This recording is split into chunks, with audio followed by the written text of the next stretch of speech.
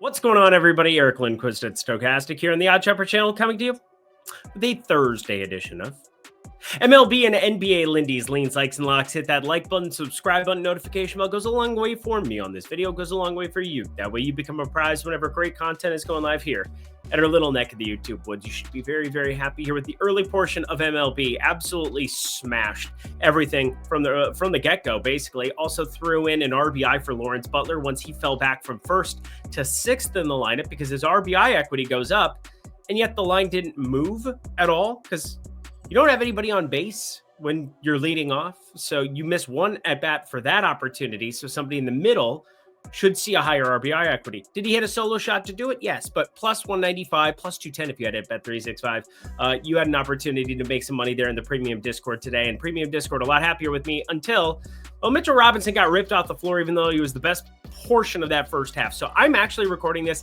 right at halftime of that game because we only have, nine games, 16 teams in play. We got a doubleheader there in Colorado. Called that one. I thought that they would end up pushing that to Thursday. We'll talk about the ins and outs of that one. But 3 plays in the MLB card, 1 on the NBA card. So NBA is actually the only prop that we've got. But hey, Shohei Ohtani lock comes through for the people. I'm not going to gloat too much. I'm just starting to get my sea legs here in MLB again after a brutal last week. So happy to be turning the tide. Happy to be cashing some tickets. We'll talk about this a little bit later. We'll talk about Bet365 damn good fine at the midway point, or not even the midway point, way before NBA. So way later. You guys don't care. Producer Jacob, let's get to the picks. We begin our boarding walk here with Rafael Devers' home run here with Texas. Now, so far, Corey Seager has not gone yards, so that hurts my feelings. Ended up putting a quarter on his 2 home runs. I had to. It was our first one of the season. Talked about it last night. Ended up doing it because I just absolutely Hulk slammed the first however many games of the MLB slate. That felt good. Felt good to be on the right side of variance for once in my life. Houston put up a couple runs in the ninth. That was very useful. But 9-1, all Houston doing that. But Texas and Red Sox here in this one. Rafael Devers is definitely the more likable spot, purely because Brian Bayo, really low ground ball pitcher. He is not very good anymore. 92 exit velocity off the bat is big. It has the lower fences. Pesky pull over to right if you really pull it on him, and that's something that with a 44.2% pull percentage definitely is ripe to happen. So I'm not going to look away from Corey Seager by any means. Can't believe plus 420 today. But anywho, Rafael Devers is going to be the more preferable option going up against Jack Leiter, who had looked good until he didn't last time out. 409 expected slugging, 259 expected batting average, but the biggie, 14-degree launch angle. You help out Devers with the launch, he'll take care of the hard hit department, 61% in that regard. 95.4 mile per hour average exit velocity is way up there in baseball. So enough about that game, considering it's a lean, but I do think home run equity in that first game of the night, or second game it would be, second game of the morning. I'll get back on track. White Sox, Kansas City. This is a ton of wind blowing in. That's what it looks like here night before. I do see some lower temperatures in Kansas City than you'd normally see on May 8th, and that is leading me towards the under, but do you trust the White Sox pen? Do you feel comfortable even in the first 5 market, considering on one side, Davis Martin, and on the other side, Chris Bubic, who apparently is really, really good now?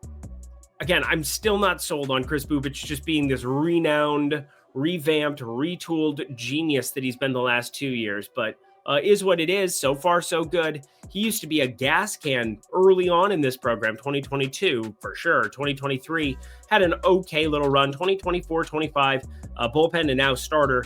Can't believe what we're seeing, but it's the White Sox, man. I'm just staying away. Detroit, Colorado. Ooh, over 9. So we got this doubleheader. I do have the pitchers from the first one. I think there's a million different ways both teams will go, and it might actually depend on the bullpens, because I think Gordon for Colorado, Tanner Gordon, ends up getting called up to have a start here in this spot, and the spot start for Colorado. I have no idea what Detroit does, but the first game, Casey Mize, Kyle Freeland.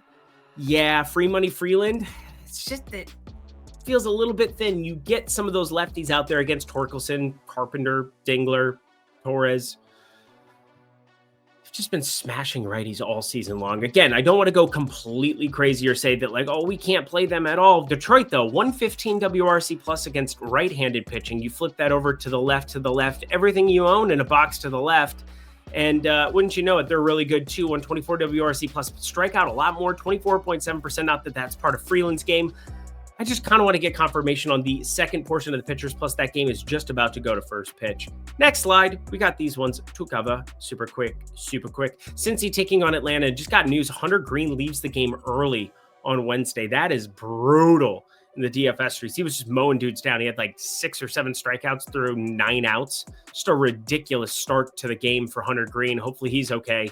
He's my boy, LA's finest. But since he's taking on Atlanta, first 5 under 4.5 is going to be my lean in this direction.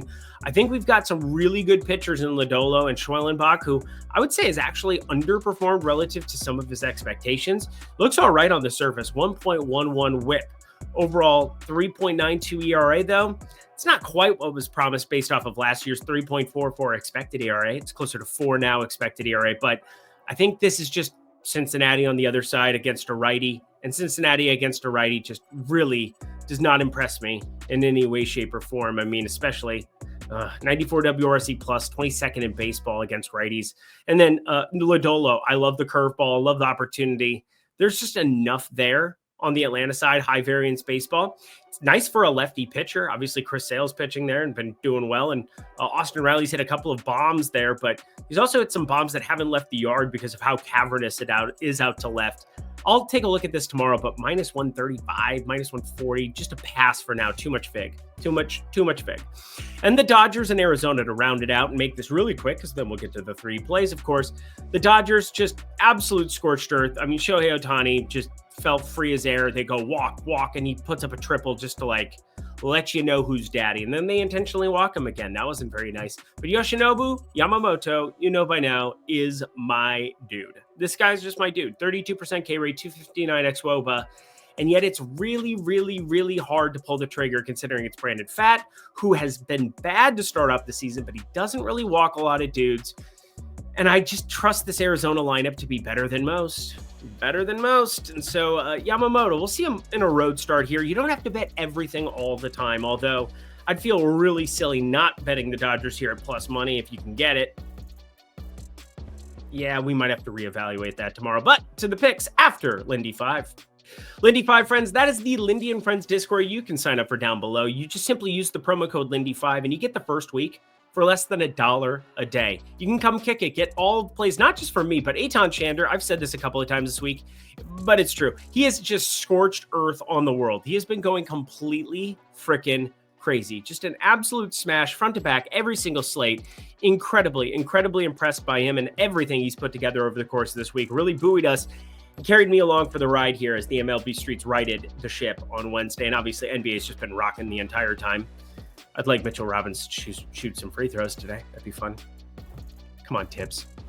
Anyway, $5, less than $1 a day. Come kick it. Get a lot of free plays. Well, I mean, after you pay the $5, of course. I mean, a ton of opportunity to get tons of plays. Less than $1 a day. Get my entire card for tomorrow. We got what? An NBA game. Got 9 games in the MLB streets. There's going to be plenty more that'll be coming your way. Discord already knows that. So, without further ado, let's get to the picks. So coming off of cashing a lock there with a prop, of course, the 3 plays that stand out to me night before are all just standard lines. We have an under, we have a money line, we have a run line. And wouldn't you know, Byron Buxton just hit a bomb ski. Dude, this guy's on another freaking planet. But anywho, as I look at the board for tomorrow, this one's interesting to me.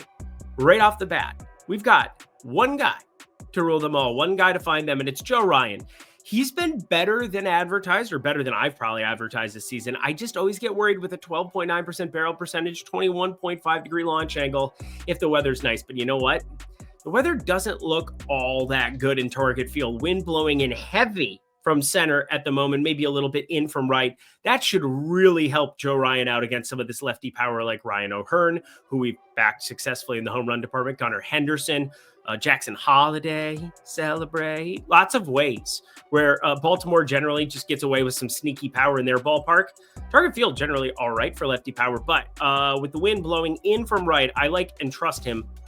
But even on the Baltimore side, I think there's enough here where we can back Dean Kramer. Not my favorite pitcher in the entire world. I think you know that. And a 5.21 expected ERA sure ain't it. But last time out, I think there were some positive signs. Got away from throwing some of his garbage repertoire. Went 7 innings against Kansas City.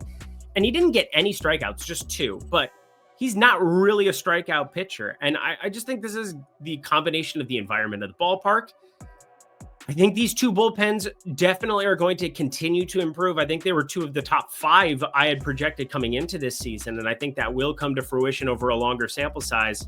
Give me the under 8.5. You can get that at -125, a little bit more juice heavy, or under 8. This is not an extremely valuable half a run, so just pay attention to that. But I already played the 8.5, already posted the 8.5, so we're going with 8.5 here. But under 8, even money, actually available now too. I'd be down with that. We head to Philly and Tampa up next. Steinbrenner Field, and yeah, it's been playing really good for hitters. It's just going to be way up for homers yet again here in this spot, and I'm going to pick the wrong lefties yet again. I know it's coming, but you know what? At least I know the team that I want to be backing in this spot. They're up 6-0 right now on Shane Baz Lerman, or whatever you wanted to say yesterday, producer Jacob. Is that you? No, that was Spags who said that. I get my people confused. I apologize.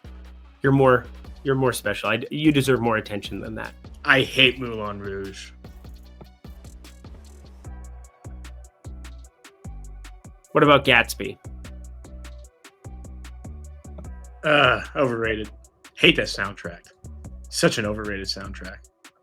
It's the only 2 Baz Luhrmann movies I think I got. I'm going to get another one before the end of this segment. But first, I'm going to let you guys know Phillies Tampa. We're going to be backing Philly with Jesus Luzardo, 278 xWOBA, 27.6% K rate, 6.5% walk rate, and Ryan Pepio on the other side, 348 xWOBA, not really striking out as many batters as in days of yore, 21% K rate there, man. I tell you, it should be tough times there up against this lefty-laden lineup. Oh, for a guy who has Lindy's Leans Likes Locks, lefty-laden lineup. God, what's the early movie Baz Luhrmann I'm thinking of? I'm going to think of it. Let's go to the next game, and I'll contemplate it. Nobody else cares other than us. I'm going to think of it.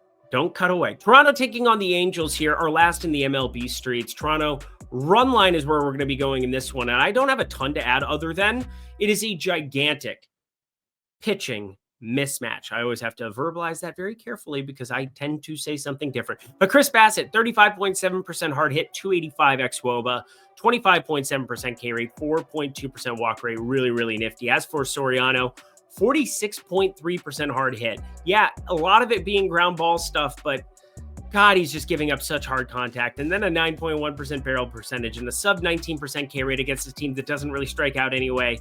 This is just spelling disaster. LA's searching for it. No Trout in the lineup. Lots of missing. Like, the Angels are just a poverty organization, which is ironic because they're in Orange County. They fancy down there. So letting you know, we like this. Run line, -1.5, plus 140. God, I still can't think of it. Let's do another read. Bet 365, damn good fine. He could suck it to you one more time. Baz Luhrmann. We got ourselves Iowa, Arizona, Colorado, Indiana, Illinois, Louisiana, North Carolina, New Jersey, Ohio, Pennsylvania, Tennessee, Virginia, Kentucky.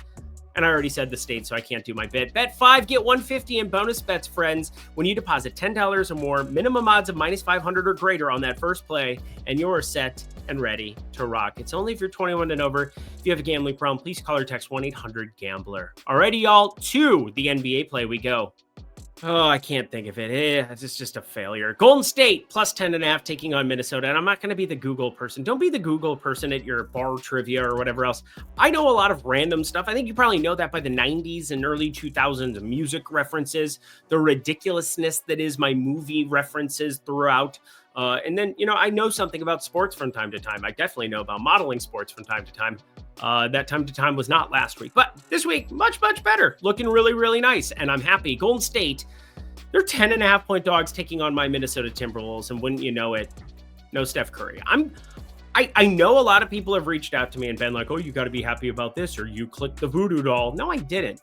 Steph Curry was the American hero at the Olympics, and one of my favorite one of my favorite basketball viewing experiences of my lifetime. I was in New York City. I was walking the streets, hanging out at bars with a bunch of Frenchmen and a bunch of, nice French ladies hanging out. I love my wife. I'm just letting you know, it is fantastic what Steph Curry did for our country in Paris, like literally less than a year ago. I think Minnesota's going to be able to play a little bit different stylistically. And Brandon Pajemski, Jimmy Butler, they're going to primarily ball handle like nonstop. But you don't have that shooting that you have from Steph Curry, which is a huge X factor. And I think Minnesota's going to be allowed to pack it in a little bit more. First off, Draymond Green, completely unsustainable what he shot the ball in that first game. I think we can all agree on that. Second of all, I think Rudy Gobert still has a place in the series. I'm still more bullish on Naz Reid, but they were sharing the floor together a little bit throughout that game.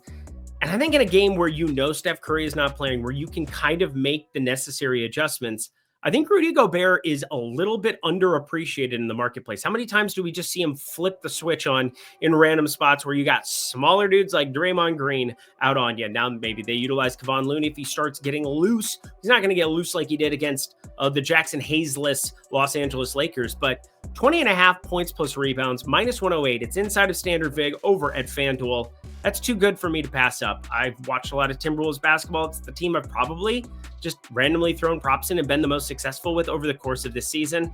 This feels a little bit too good, and obviously ended up in the premium Discord on Naz Reid over 11.5 points, sitting at 12.5 now. I'm not going to completely hit eject on it more than likely. We'll take a look. It's in our book, Reading Rainbow, tomorrow. But as for now, this is my favorite play from it. I'm sticking to it. Haven't added anything else. And that does it for another edition of MLB and NBA Lindy's Leans, Likes, and Locks. Head to the comment section below. Producer Jacob, you better have his filmography and IMDb because I'm missing one big film right at the beginning of it. I need to know. It was Romeo and Juliet. It was the LA version. God damn it. I knew it was Romeo and Juliet. Why did I forget that? That was literally... I love my wife. Lindy, 5 friends, $5 for your first week. Let's get the heck up out of here. Has Mitchell Robinson still hasn't checked back into this game. All right, here we go. Producer Jacob needs to watch his Celtics. I'm Eric Lindquist. Best of luck in the MLB and NBA streets on Thursday.